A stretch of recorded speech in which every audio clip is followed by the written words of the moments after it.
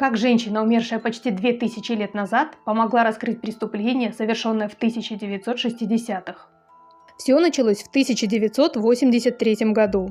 Добывая торф в Линдоу-Мосс на северо-западе Англии, рабочие нашли человеческую голову.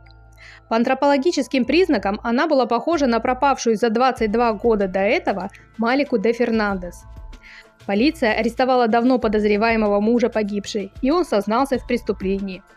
Однако еще до окончания судебного процесса было установлено, что ключевая улика не имеет отношения к делу. Останки оказались старше, чем можно было даже вообразить.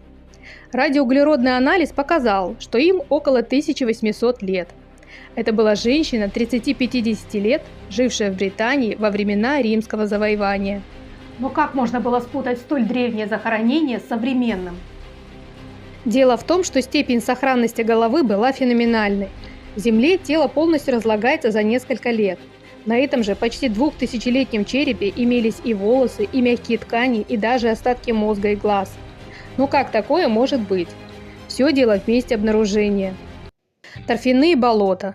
За счет особого температурного режима, постоянной влажности и анаэробной среде, образованной сфагновым мхом, тело, попавшее в болото, мумифицируется.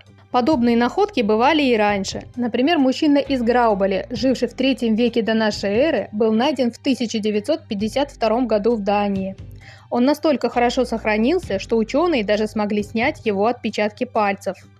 А вот так, согласно реконструкции внешности, выглядела малиновая девушка, жившая на территории Швеции в каменном веке. В ее желудке сохранились семена малины, которые она ела перед смертью.